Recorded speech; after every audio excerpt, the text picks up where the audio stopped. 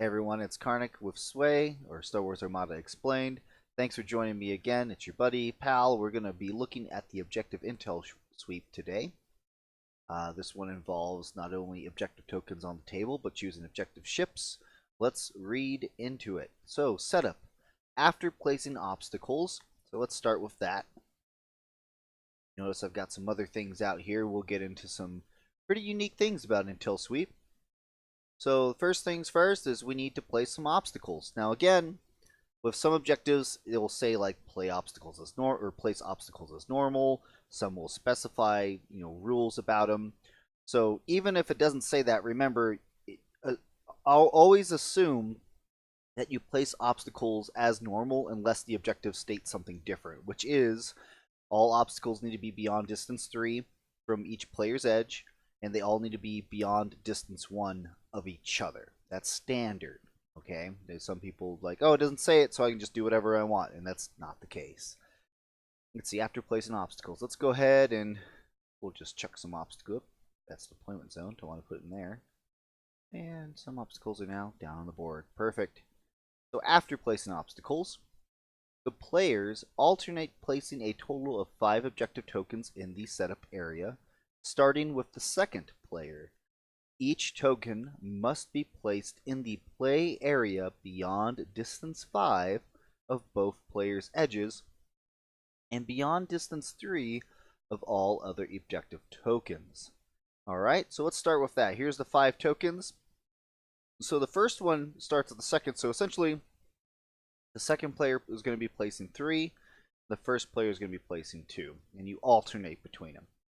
So the first stipulation is that the tokens all need to be placed beyond distance 5, which is what the second line is from each player's edge is. That's distance 5 from each.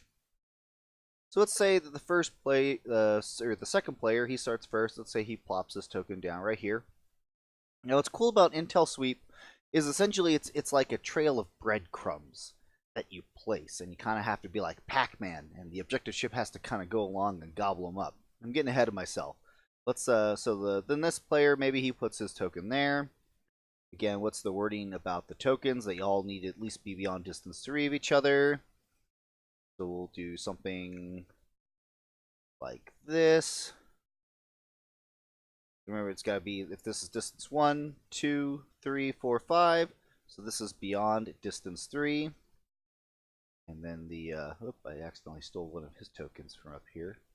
So then he places his next token, we'll say over here, distance 3, and then the final token will go down, we'll say, yeah, about right there. Perfect.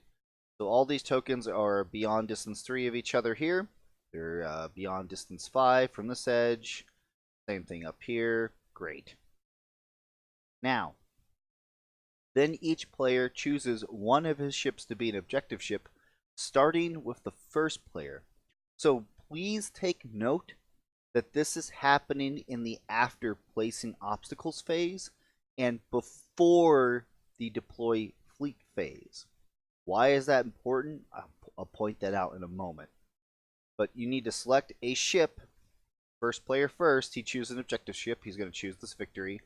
And this player is going to say, he's going to choose this hammerhead, for example, as his objective ship. Boom. There we go. Place an objective token on the objective ship card is where that goes. Some players like to put it on the ship themselves. I mean, you can do both. Really, just as long as you are marking whatever ship is the objective ship with an objective token. Again, this is important. So then each player chooses their objective ship. So the first player, we did that. The Empire is first player, Rebel is second player. Special rule. When a ship's objective ship reveals a command dial, that player may choose one objective token at distance 1 of that ship and remove it from the play area to gain 1 victory token. End of game. If a player has more victory tokens than his opponent, increase his final score by 75.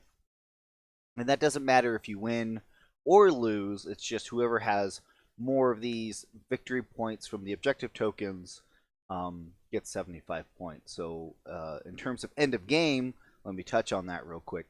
So even if the first player tables the second player in this example, if even if the second player is tabled, that's an automatic 400 points. So the first player minus whatever his losses is, and also again 75 points on top of that, because if the second player gets more victory points from the objective tokens, that's another 75 points off of the winner's total. I've seen a case where even though the first player did kill the second player, because of the losses the first player took, that extra 75 points actually took that first player's points to 0. So even though he would have won with like a 7-4 or an 8-3, because he didn't have any points, that subtracted too much from all of that in the end, he only got a 6-5 for it. All right, how do you actually claim these things? So let's put this objective ship up here. So it's when a ship reveals a command dial. So again, in the active, when you're choosing a ship to activate, you're saying, I'm choosing this ship to activate. Now I'm revealing its command dial. If for whatever reason you can't reveal a command dial, or you've chosen not to reveal or discard the command dial, like a skilled first officer, for example, if you have him on a command 1 ship for whatever reason, if you discard that dial with skilled first officer, guess what? You don't have a dial to reveal. If you have command 2 or 3 or 4 ship, obviously you just choose the next command on the stack to reveal. You're still revealing a command dial. But there are some critical effects that your card, or rather your ship, can be dealt, where, like, for example, crew panic. Before you reveal a command dial, you must suffer 1 damage or discard that dial. If you discard it, do not reveal a dial this round. So cards like that, where it says you can discard your command dial without revealing it, again, you are technically not revealing a dial, and you cannot claim a token at distance 1 if you have chosen to discard it. Another thing as well is, like with Thrawn, please note that in my Thrawn video, where me and Ian Cross talk in depth about him, we make sure to note the distinction that that ships gain or gain a Thrawn dial. It's not revealed. There's a difference. Again, the actual command stack assigned to the ship is when you reveal a command, and Thrawn just adds a command to that. It's not a reveal. Perfect. So you can only claim, essentially one token per command reveal. Then you can do this if the token is at distance 1. What is at distance 1? So remember, this black circle is distance 1. So anything within distance 1 is what we call within. Obviously, this is beyond distance 1. So if you just barely touch that objective token with your distance 1, that is at. Essentially, as long as it's touching any portion of distance 1, it is at distance 1, even though the majority of it may be sticking out into distance 2. But again, as you can see there, still touching that black circle. It is at distance 1. Now, when you're checking ranges, remember, the only time that you're measuring from the black cardboard piece on your ship is when you're conducting attacks to or from a ship. Otherwise, when you're checking range with something like this or an upgrade card, you are measuring from the plastic base of the ship itself, the clear plastic, not the cardboard. Don't include ranging from the shield dials and the shield frames. They are specifically stated that's not where you range from. You only range from the clear plastic. It may not seem like that little bit extra makes a difference, but it does. So make sure you're ranging from the correct place, which is, again, clear plastic base, not the shield dials and frames, and not from the black cardboard. Perfect. All right. So he's revealed his dial. He's at distance 1 of this token. Is it optional? Let me see here. You may choose the objective token. So you don't have to pick up the objective token if you don't want to. I don't know why you wouldn't. That doesn't seem like to make any sense. But again, it's only objective ships that can claim these tokens. Not any ship, only objective ships. Okay. So this is an objective ship. You see there we've got the objective token on it. We're at distance 1. We've revealed the dial. We're going to go ahead and pick up that objective token, and we're going to claim it.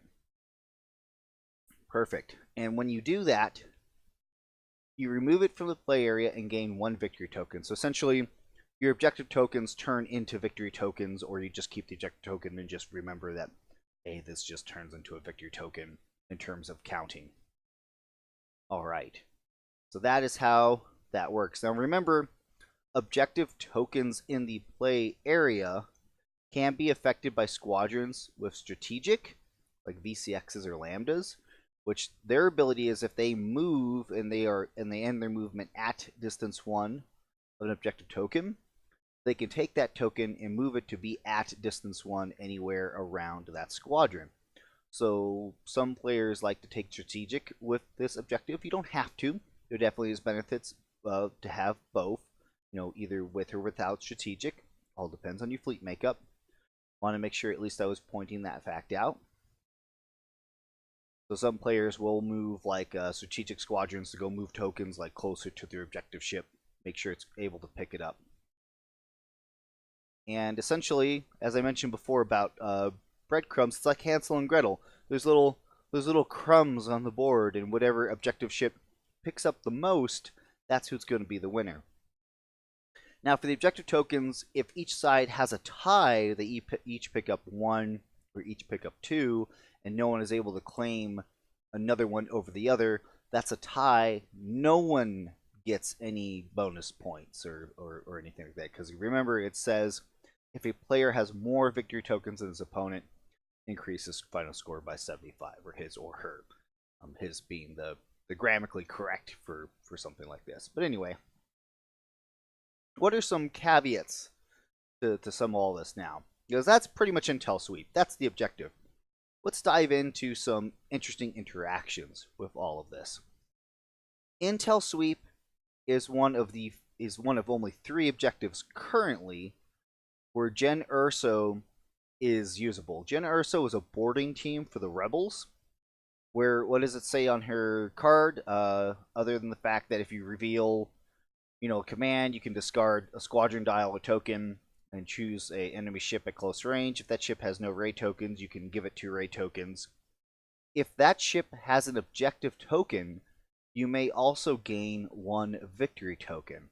So remember, you do place an objective token on your ship to mark that as an objective ship. So if somebody was to come along with Gen Urso and board your objective ship, they are essentially gaining a free victory token, victory point token with that, meaning that does count towards the Intel Sweep total, meaning that you could end up with, potentially getting 3 or more victory tokens. So keep that in mind. This is only one of 3. The other ones being Blockade Run and Capture the VIP, where Gen Urso can be used in this manner. So if you do board, an enemy ship that has the objective token, you get a bonus victory point for it, which that can be useful. Maybe it's not useful. Who knows? It's up for you to determine. Want to make sure I was pointing that part out with Gen Urso. Okay. Let's talk about timing. So as I mentioned before about the fact that in the setup period of this objective, this is taking place when you're putting down the obstacles and then you're putting down the objective tokens, that this is taking place in the after placing obstacle step before the deploy fleet step. Why is that important? Let's look at Radis and Profundity. So remember, Radis is before deploying fleets, and Profundity also is before deploying fleets. Now remember, before you move on to deploy fleets, you have to choose an objective ship before moving on to that step. What does that mean? In one of the very rare instances where this is allowed, normally most objectives, you can't do anything like this, but this one you can. You can actually choose your objective ship beforehand, and then if you place it in the hyperspace, like with Admiral Radis, it keeps that objective token on it. Meaning that when Radis decides to drop in that objective ship later, like for example, if you did again choose the Hammerhead to be the objective ship, and also the ship that Radis has set aside for hyperspace, if you have like the MC-75 here, and then you decide to hyperspace in the The hammerhead there, that you can absolutely do that. That's totally allowed. It still has the objective token still attached to that hammerhead. Or if you use profundity and this MC75, sucks up the hammerhead into the MC75 with profundity. Again, if it deploys it, nope, it ate it. If it then deploys the profundity hammerhead, again, it still has the objective token attached to it, and it can, then when it activates, it can reveal its command dial and claim a token that it got dropped next to. But can you do both at the same time? Absolutely. You could, if Radis was on the CR90, for example, you could profundity the hammerhead, the objective ship, into the MC75, and then place the MC75 into hyperspace. And then you could deploy them off of one of your rebel ships and go like bam and bam, and you can do crazy stuff like that because Radis.